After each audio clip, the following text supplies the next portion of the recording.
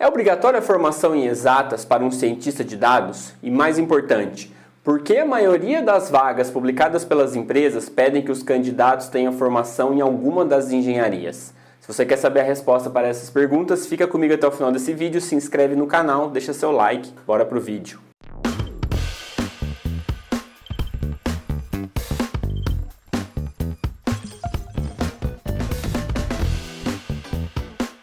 Olá, seja muito bem-vindo, muito bem-vinda ao canal Seja um Data Scientist. Meu nome é Meigron, trabalho profissionalmente como cientista de dados desde 2017, passei por grandes empresas na minha carreira e atualmente trabalho na maior startup brasileira da América Latina do ramo imobiliário. Tenho esse canal no YouTube para poder desmistificar a ciência de dados, trazendo conteúdo direto do campo de batalha, e também dou aulas em um centro de formação de cientistas de dados de alto nível chamado Comunidade DS.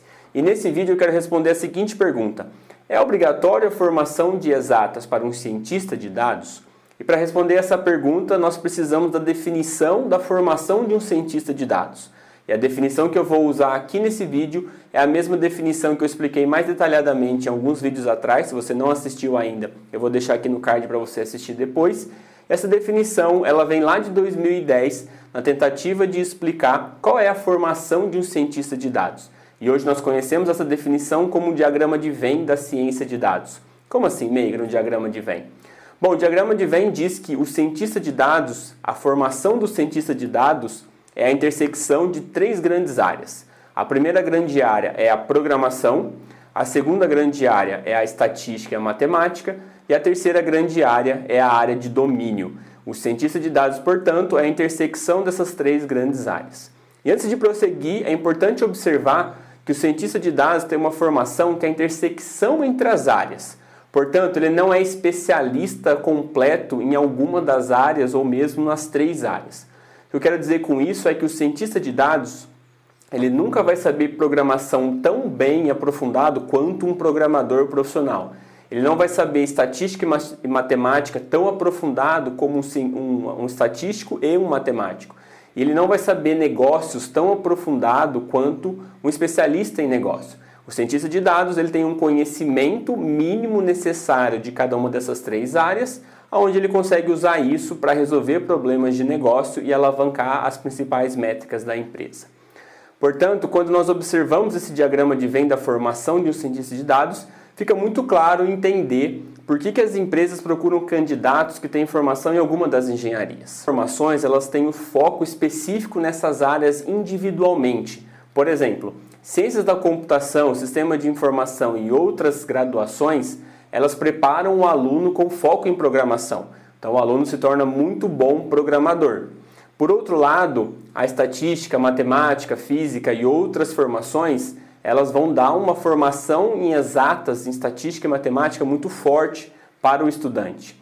Por outro lado, nós temos economia, biologia, administração e direito, que tem foco em áreas de domínio, obviamente cada um na sua área. Mas existem algumas intersecções entre essas áreas de domínio, porque da maneira que nós estamos vendo aqui, cada área é independente uma da outra. Porém, dentro da economia, por exemplo, nós temos uma matéria ou uma cadeira, depende do estado que você está assistindo esse vídeo, chamada de econometria, que é a aplicação da estatística em problemas da economia. Nós temos também a bioestatística, que é a aplicação da estatística para os problemas da biologia. Temos também a jurimetria, que é uma matéria que aplica a estatística em problemas de direito. Por outro lado, existem aplicações da estatística, matemática e física junto com as ciências da computação, que tem foco em programação, onde a maioria das engenharias possuem essa intersecção. Por exemplo, a minha formação original é engenheiro eletricista e na faculdade eu tive matérias da estatística, matérias rasas da estatística e tive também matérias da programação. Além disso, para os problemas da engenharia elétrica, eu usava muito estatística, matemática e física para poder solucionar isso. Então, a minha formação original tinha muito a ver com estatística, matemática e física e também programação.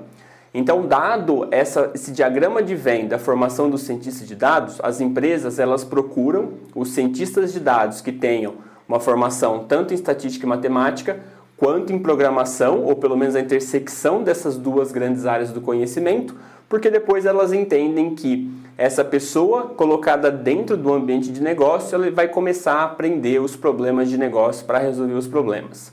Só que tem um problema nisso. As empresas começaram a perceber ao longo das contratações que pessoas da engenharia que tinham um forte conhecimento em exatas não necessariamente eram garantia de um cientista de dados de sucesso dentro da empresa. E por que isso, Meigron? Porque existem dados de pesquisas de grandes empresas que dizem que 80% dos projetos de dados falham. E essas pesquisas você pode encontrar facilmente no Google, é só pesquisar pelos projetos de ciência de dados que falham. Você vai ver que pelo menos 3 grandes empresas que são focadas em pesquisas chegaram em números muito próximos de 85%, 87% dos projetos de ciência de dados que falham. E quando você vai ler o motivo dessas falhas, você vai perceber que um grande motivo é o descasamento entre o problema de negócio e a solução técnica. Ou seja, os cientistas de dados eles não conseguem criar ferramentas para resolver os problemas. Porque muitas vezes o cientista de dados ele cria uma ferramenta que ele acha legal porque ele viu uma técnica muito avançada, mas que não necessariamente essa técnica está atrelada a um problema real da empresa. Portanto, quando o cientista de dados ele cria essa ferramenta não é usada pelo time de negócio e acaba não gerando valor para a empresa.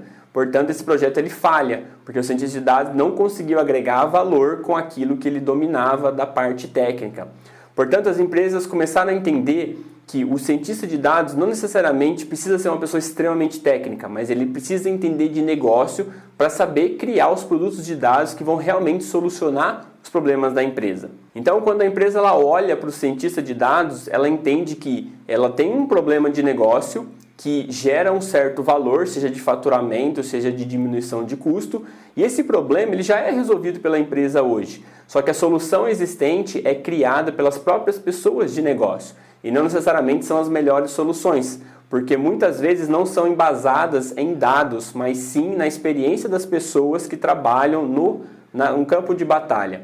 Então as empresas entendem que se o cientista de dados ele resolver os mesmos problemas que já são resolvidos pelas empresas, mas utilizando dados, ele consegue construir produtos de dados que geram valores muito maiores do que as soluções existentes hoje. Por exemplo, se a solução existente ela gera um valor de 2x, os produtos de dados, por exemplo, podem gerar um valor de 20 vezes. Então o cientista de dados ele precisa criar soluções que resolvam um certo problema. Se ele criar soluções porque ele gosta da técnica, porque ele achou aquilo avançado, ele acha aquilo bonito, a chance de falhar esse projeto é de 85%, como nós acabamos de ver aqui nas pesquisas. Portanto, as empresas elas estão começando a buscar pessoas capazes de resolver problemas com dados, mas que não necessariamente aprenderam a fazer isso dentro das áreas técnicas ou nas áreas de exatas. Quando você faz uma pesquisa rápida no LinkedIn sobre vagas de cientistas de dados júnior, você acaba percebendo que cada vez mais as empresas estão publicando vagas com a seguinte descrição: eles precisam de pessoas que tenham base em matemática e estatística, mas não necessariamente sejam formados em alguma engenharia. Ou seja, eles acabaram entendendo que o profissional ele tem valor quando ele sabe utilizar o conhecimento técnico para resolver um problema. E aprender, ter formação em exatas, em alguma engenharia, não é garantia de que o cientista de dados vai conseguir resolver problemas ou entender um negócio para gerar uma solução. E essas não são vagas únicas, não são vagas raras. Quanto mais o tempo passa, mais essas vagas elas aparecem no mercado. Que são vagas que pedem que o profissional consiga criar soluções técnicas, domine essa solução, mas que isso seja refletido para resolver um problema de negócio. Portanto, as empresas elas procuram pelo profissional que resolve o problema e tem o domínio da solução. Ou seja, não basta resolver o problema. Você precisa ter confiança na sua solução, precisa entender quais são os riscos que as pessoas estão tomando ao usar a sua solução para resolver um problema de negócio e, mais importante, as pessoas precisam saber usar aquilo que você cria. Só que a origem do conhecimento não define mais o profissional. E essa é uma das grandes belezas da ciência de dados. Você não é mais preso à sua formação. Se você escolheu se tornar engenheiro e hoje você vê que você não gosta mais dessa profissão, você não vê um crescimento profissional, você pode migrar para ciência de dados, desde que você aprenda o que é necessário para resolver problemas de negócio utilizando dados.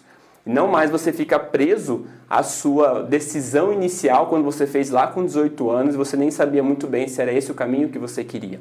Portanto, as empresas hoje estão dando cada vez mais valor ao profissional que resolve problemas, tem o domínio daquela solução e não necessariamente venham de áreas exatas como a engenharia. E quem disse essa frase, Meigron? Bom, quem disse essa frase foi eu, que é uma pessoa que não é melhor do que ninguém, mas já está nesse caminho há mais tempo que a maioria das pessoas e tem o privilégio de enxergar os problemas do lado de dentro das empresas e poder vir aqui explicar isso para vocês. Bom, espero que vocês tenham gostado desse vídeo. Mais informações sobre ciência de dados lá no meu Instagram, no @Meigron. Falo diariamente sobre ciência de dados, mostro um pouquinho do meu dia a dia. Tem também um blog sejamdatascientist.com com projetos de portfólio para você poder aprender ciência de dados. E também tem um grupo do Telegram, que é praticamente um grupo de estudos de um curso gratuito que eu fiz aqui mesmo no canal do YouTube. Espero que você tenha gostado desse vídeo, que tenha trazido clareza para essa sua dúvida. E a gente se vê então no próximo vídeo. Até mais!